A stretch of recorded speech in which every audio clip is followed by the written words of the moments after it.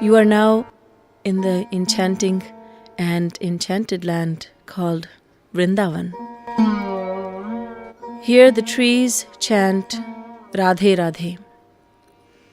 The birds, parrot, partridges, sparrows, chant Krishna Krishna. And the gopis are always saying Radhe Krishna. Let us go now to the palace of Nand and Yashoda. In this palace, the ground is studded with gems and precious stones. Nand and Yashoda have 900,000 cows in their possession. Nand Baba is a very wealthy man. But his true wealth is his son, Krishna, whom he and Yashoda always call Kanhaiya or Kanua. Let's visit with Kanhaiya and his parents, Nand and Yashoda, and his brother, Balaram, and his friends, the Gwalbal, the cowherd boys, and his beloved gopis, and not forgetting his precious cows and calves. Kanhaiya is a small child and he has gotten into a very bad habit. Oh yes, he's eating dirt. Yashoda has been telling him, "No, Kanhaiya, no son, you are not to eat dirt." But he has acquired a taste for it. Today, Yashoda is taking him to task. "Tell me, Lala, I hear from your brother Balaram that you have been eating dirt. Is this so?" Kanhaiya says, "No, Maiya. Look at him as he lies. No, Maiya, I did not eat any dirt." His eyes are wide open and he looks so innocent. At the same time, there's a glimpse of mischief in those innocent looking eyes. Yashoda Maiya has to avert her gaze because if she keeps on looking at those eyes, she is likely to believe him. And she will embrace him and she will shower him with kisses. But she wants to be a stern mother, so she averts his gaze and says, "Kanhaiya, you have eaten dirt. Your brother tells me so." "Maiya, I have not eaten any dirt. Since the time you told me that it's not good for me to eat dirt, I have not eaten it." "Is your bhaiya lying then?" "Yes, Maiya. Dau bhaiya is telling you a lie. I will not disobey you." Yashoda Maiya's heart is melting, as is yours. When you hear the sound of Kanhaiya's sweet words, your heart melts. Yashoda's heart is melting also, but she controls herself.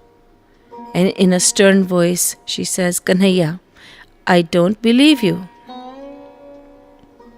"Maiya, I would not lie to you." Maiya says, "No, Kanhaiya, you cannot fool me this time. Open your mouth. Let me see. If you have eaten dirt, then dirt will be sticking to your teeth and to your tongue and to the roof of your mouth and to your gums. And if you haven't eaten dirt as you claim, then there will be no dirt there. So, son, open your mouth." Kanhaiya becomes so frightened at this point because he knows he has eaten dirt. But he is very bold. He says, "Maiya, if you don't believe me, your own son, then sure, I'll open my mouth." "Maiya, It's so sad that you would not believe your own son. Kanhaiya, open your mouth. And now Kanhaiya has lost all hope. He knows he has eaten dirt, and he knows that Yashoda Maiya will find out in an instant that he has done so. And he is meditating on that stick that Yashoda Maiya has, and she keeps in a corner of the house for these moments. And the thought of that stick frightens him so much that his mouth opens automatically, on its own, by itself, without him making a conscious effort. Now look at him. He is panicking. And you want to go to him and scoop him up in your arms and run away with him to protect him. But you cannot, because you too are afraid of Yashoda Maiya. She is very angry right now. So all you can do is to stand there and look at your beloved Kanhaiya in a state of panic. He is so frightened that his mouth is opening by itself. No, Kanhaiya, don't open your mouth. Maiya will beat you. But what can you do, and what can he do? He's so frightened that his mouth is opening by itself. Yashoda Maiya is now looking into his mouth. She's thinking, he has eaten dirt. He has eaten it. I'm sure of this, because Balram does not tell lies. I know I will see dirt. And now she is looking into the tiny mouth of her son, Kanhaiya. As she looks inside, she sees infinite universes, countless suns, countless moons, countless oceans, valleys, unlimited creation.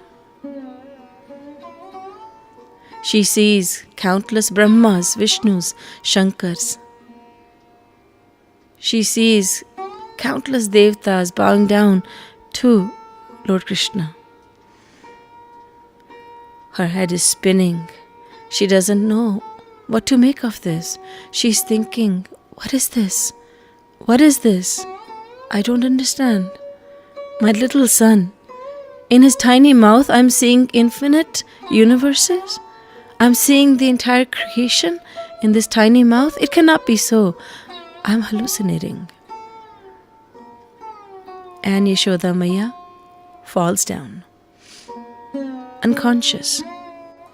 Nanda Baba was standing nearby.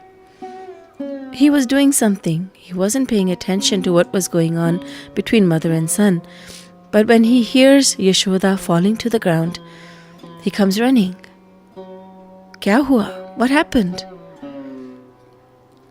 And Kanhaiya is just sitting there, a tiny boy, not knowing what has happened.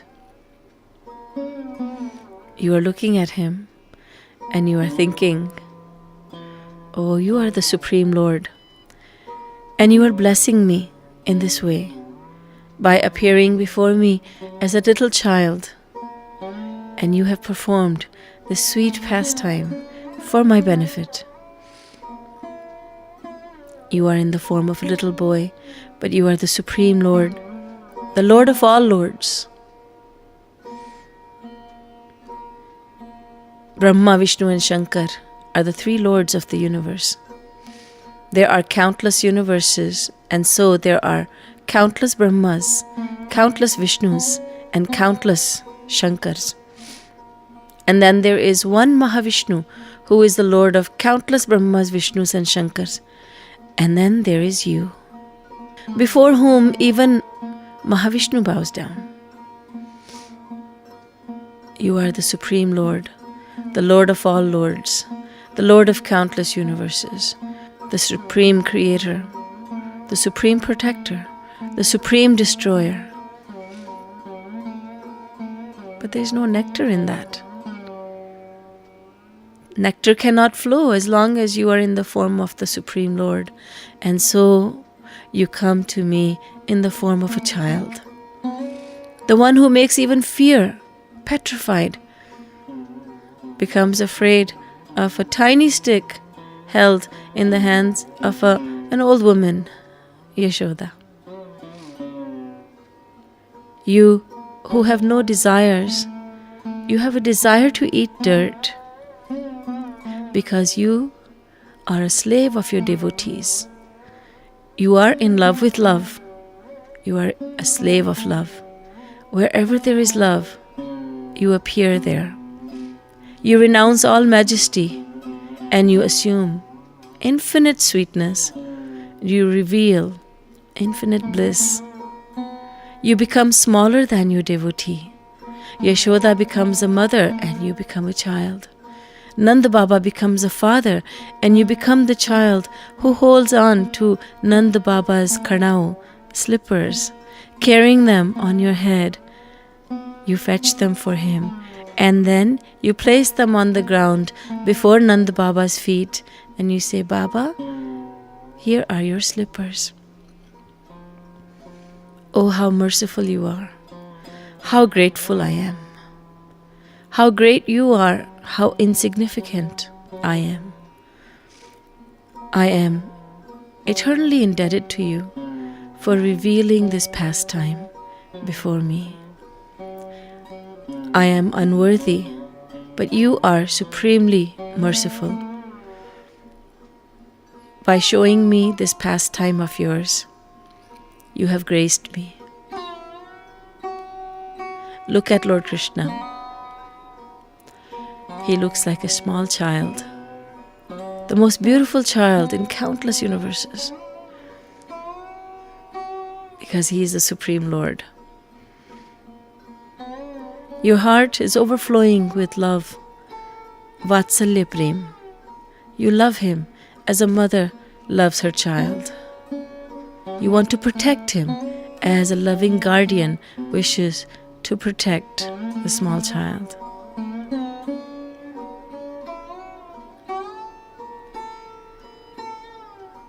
And now you are praying to him, O Krishna, always stay in my heart as a small child. May I always adore you. May I always love you. May I always practice devotion to you.